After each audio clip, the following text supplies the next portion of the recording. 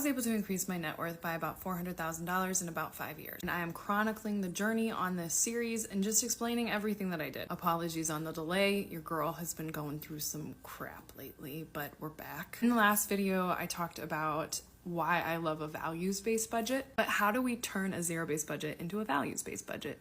Luckily, I'm going to show you today, and it's really easy. First thing is you have to understand what your actual values are. Now that may seem like a total no-brainer, like of course I know what my values are, but do you? I remember when I first asked myself this question, I would have told you that I valued friends and family and traveling and things along those lines. But when I actually sat down and looked at my spending said I valued booze and eating out and just stuff that I didn't actually think was my values, but my money was going towards those things. My money wasn't going towards travel or spending time with family and friends. So when I went to create and edit my zero-based budget to reflect my values, I had to ask myself and get really real with myself, like, okay, if I could spend my money on anything, what would those things be? To find your values, literally look up a list of values and figure out which ones are your like top 3 to 5. Now, a lot of those times those values are like more abstract, right? Like they'll be like beauty or ethics or freedom. So then you have to look at, well, how does this relate to where I spend my money? So for example, beauty could be literal beauty, it could be keeping up your appearances, it could be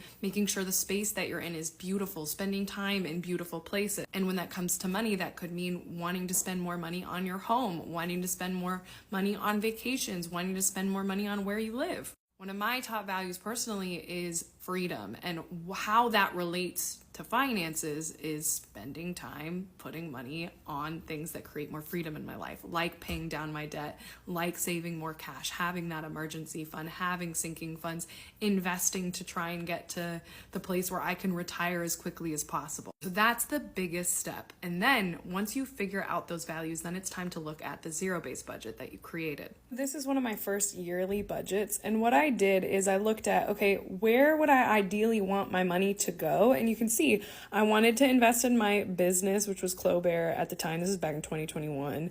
I was okay with investing money into my home because that's one of my, like, loving where I live is a huge value of mine. I wanted to spend money on travel, and then I had to save money for taxes. That's not like a value. I just had to do it. But then down here, you'll see, like, I was really valuing my financial goals because, again, finances to me is all about freedom and like flexibility and the ability to do the things that I want. So that's really all it is then all those things that I don't value, I looked at how can I reduce my transportation budget as much as possible? How can I limit my personal budget, my entertainment budget? What else? Like even my dating budget, which 2021 was rough, and we're just continuing that pattern for our whole life. But you can kind of get the vibe. So it's like you're still doing a zero-based budget. It's just you're really being intentional about where you want your money to go. So I hope that helps. And then we'll talk about what I did next in the next video.